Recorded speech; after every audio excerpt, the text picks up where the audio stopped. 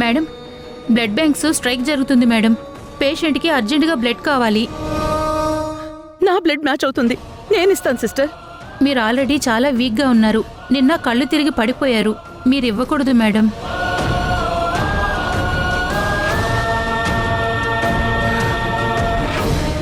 నాది అదే group sister, నేను ఇస్తాను.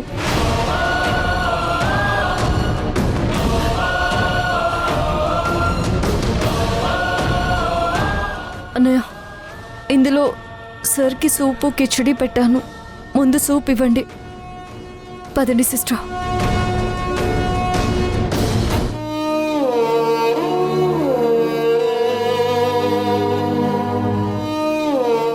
దీనికి ఏం కావాలి రాజీవ్? పొద్దున్న విడాకుల పత్రాల మీద సంతకాలు పెట్టింది. ఇప్పుడు వాడికి బ్లడ్ ఇవ్వాలి అనగానే తనే ఇస్తానంటూ వెళ్ళిపోతోంది. ఇప్పుడు కూడా ఈ కుటుంబం గురించి ఏడుస్తోంది.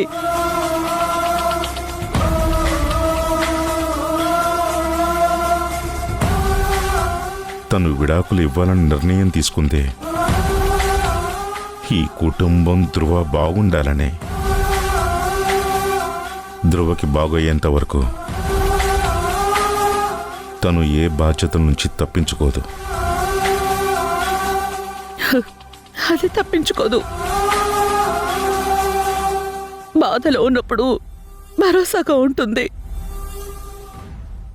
తిరిగి యాచించకుండా తన ప్రేమని మొత్తం పంచుతుంది.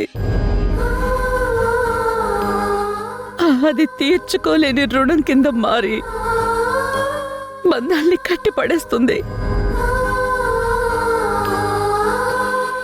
దాన్ని నా ఇంటికి పంపించినందుకు ఆ దేవుడికి కృతజ్ఞతలు చెప్పుకోవాలో, లేక ఇలాంటి పరిస్థితుల్లో ఉంచినందుకు ఆ దేవుడిని నిందించాలో కూడా తెలియడం లేదు రాజీవ్,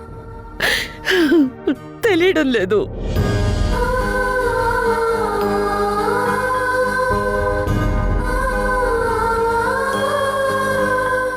జరగాల్సినవి మన చేతుల్లో లేవు మల్లిక. ఇప్పుడు జరిగే వాటి మీద ఫోకస్ చేయటమే. ఆ సూర్య బ్లడ్ బ్యాంక్ స్ట్రైక్ అంటున్నారు.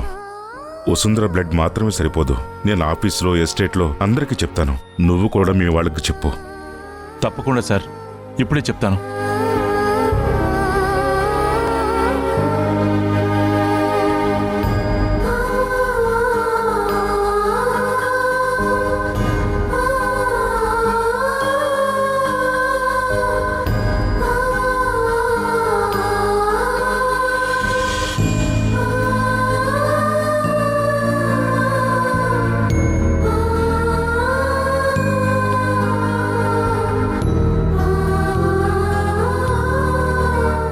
చెల్లెల్ని ఇలా చూడలేకపోతున్నాను రా.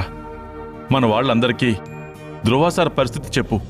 బి పాజిటివ్ గ్రూప్ ఉన్న వాళ్ళని వచ్చి రక్తం ఇచ్చి వెళ్ళమను, సరేనా?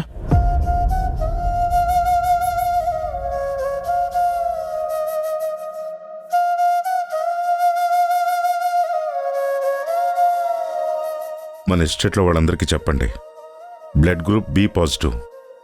ఎవరు వస్తామన్నా సరే వాళ్ళ ఖర్చులు మొత్తం మన కంపెనీ నుంచే ఇవ్వండి. డిలే చేయకుండా ఈ ఇన్ఫర్మేషన్ అందరికీ పాస్ చేయండి. Okay, do it fast.